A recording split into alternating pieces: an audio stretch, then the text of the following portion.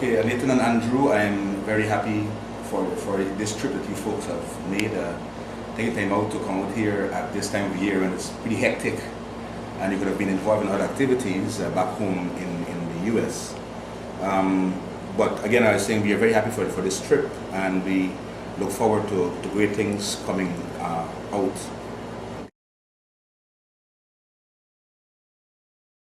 In the early years, we have a group of natives in Guyana called the Davis Indians. And their story is kind of unique. I won't give you the whole story now, but one of the leaders saw in a vision that there was a white guy coming to Guyana and sharing with them opening what they call a black book.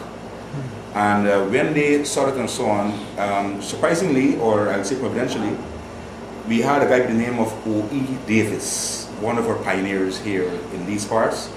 A Caucasian guy. He left the US, came down to Guyana, and somehow found himself right in the area there among the Davis Indians.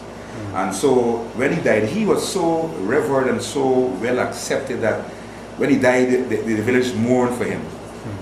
So in honor of this guy who actually came here as a star, we in terms of naming the hospital, it goes back to that route.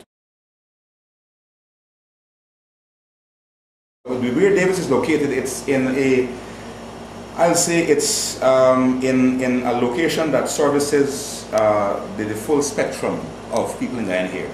We do the persons who are middle class earners, upper class earners, folks who are we say lower class as well, and folks who are indigent. We have folks coming from the interior, and so our services reach a broad cross section of society, and essentially we try our best to be available to the folks, to the underserved in a particular way because of our mission, trying to reach them and see what we can do to improve their lives and make their lives better. We kind of expanded our services based on the needs.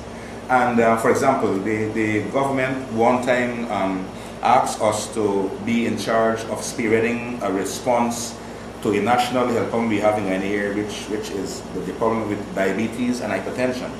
As you know, we refer to these as the dangerous duo. I mean, it's when you have one, almost invariably people will present with the other.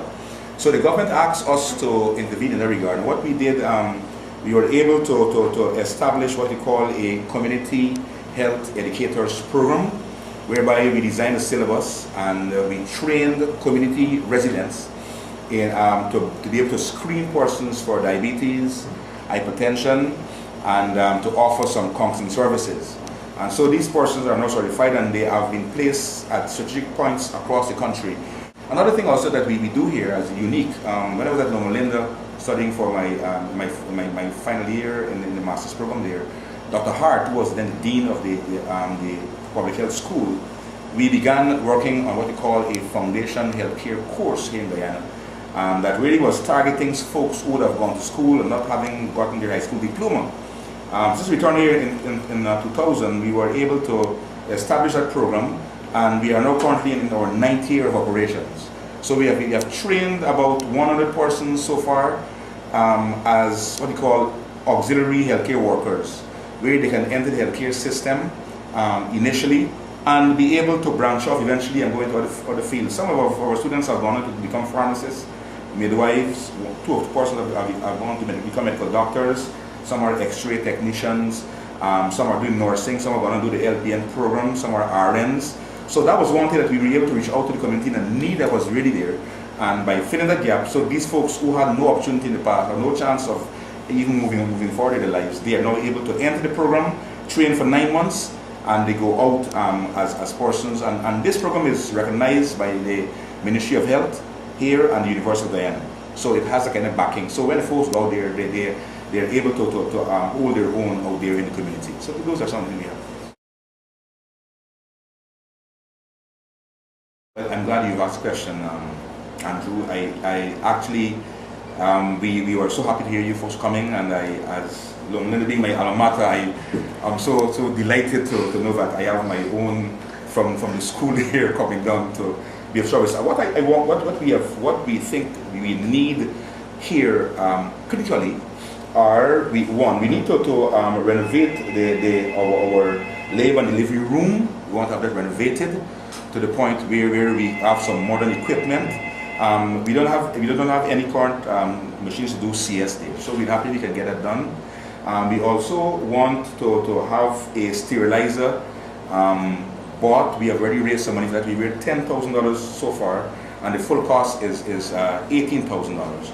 So we'll be happy, and that's really needed urgently, because if we have that sterilizer up and running, it will save us lots of money per day, and we'll have quicker turnaround of services and be able to make much more impact. So if we can get that other $8,000 to complete that purchase, we'll be able to get it. Our maintenance guy has already sourced it.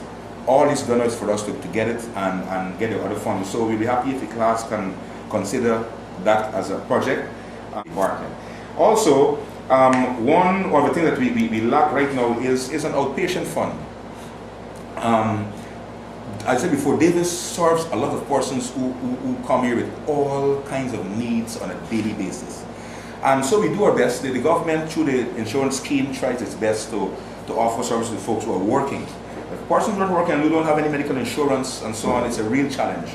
So we wanted that you folks look at it long term, that you can seek by your contacts and so on, and your own efforts, to help us set up an outpatient fund here at Davis, which will be able to meet a wide cross section, and that can spin some benefits, because once the government knows that Davis Memorial Hospital is really contributing directly to the needs of the healthcare needs of the folks in the community, we can get some duty-free concessions and so on for some of our medication and more our equipment in particular, so that we can expand. So it will be a good spin-off benefit for us if we get that fund up and running. And it can be a means of helping persons to see Davis as really missionary-minded and caring, because we're able to offer them the need that they have. I just want to say hello to all the folks back at Loma Linda. As I told Nathan and Andrew, I really feel a kind of nostalgia having left here so long, but please keep up the good work. I know we do good quality work. We're very recognized across the world. My own experience has been that having studied at Loma Linda has really given me a good boost in my professional life.